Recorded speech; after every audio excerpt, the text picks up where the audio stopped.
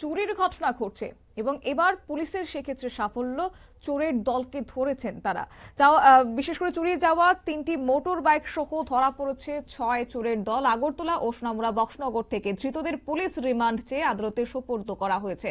তবে বলে রাখি যে আগরতলার নেহেরু পার্ক সংলগ্ন এলাকা থেকে বাইক চুরি হয় শিবশঙ্কর রায়ের এবং তারপরে তিনি অভিযোগ জানিয়েছেন। তার অভিযোগ বলেই এনসিসি থানার পুলিশ তদন্তে নেমে একটি অটোকে চিহ্নিত করে তার মালিককে গ্রেফতার করার পর এবং জিজ্ঞাসাবাদ চালিয়ে এনসিসি থানার পুলিশ 3টি বাইক এবং 6 জন চোরকে গ্রেফতার করেছে।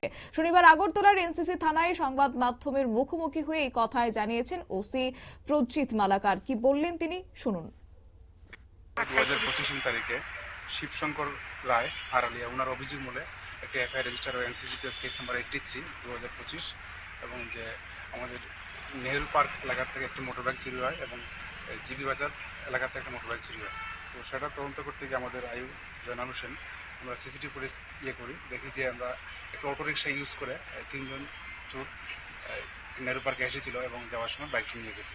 সেই অনুযায়ী আমরা প্রথমে অটোরিক্সাটির স্ক্রিন বের করি, আইডেন্টিফাই করি মালিক অ্যারেস্ট করার পরবর্তীতে 2 জনের নাম পাওয়া যায়। আমরা 2 জনকে অ্যারেস্ট করি এবং তাদের তদন্তের ভিত্তিতে আমরা জিবি বাজার থেকে যে বাইকটি চুরি হয়েছিল সেটা বিএসএফ এর সহযোগিতা নিয়ে আমরা সোনামুড়া থেকে সিজ করি। বর্তমানে বাইকটি আমরা বিএসএফ কাস্টডিতে আছে, আমরা নিয়ে আসছি রয়্যাল এনফিল্ড বাইক। এবং আরও একটি বাইক ধলেশ্বর এলাকাতে চুরি হয়েছিল এবং সেটা তারা এয়ারপোর্ট এলাকায় বিক্রি করেছিল, সেটি আমরা উদ্ধার করি এবং তাদেরকে রেড করার সময় আরও একটি মোটর বাইক পাওয়া যায় নাম্বারলেস, সেটা আমরা দেখছি কোথা থেকে চুরি হয়েছে। তো মোট আমরা 6 জনকে অ্যারেস্ট করেছি, তার মধ্যে আগরতলা থেকে 3 জন এবং বক্সনগর এরিয়া থেকে 3 জন, যারা মূলত এই বাইকগুলি চুরি করে বাংলাদেশ ফেয়ার করে দিত। টোটাল বাইক কটা রিকভারি? টোটাল বাইক 3টা রিকভারি হয়েছে। আর নতুন কোনো নাম পাওয়া গেছে তাদের জিজ্ঞাসাবাদে? পাওয়া গেছে, আমরা সেটার নাম বলছি না, তবে আমরা তাদেরও রেড করছি।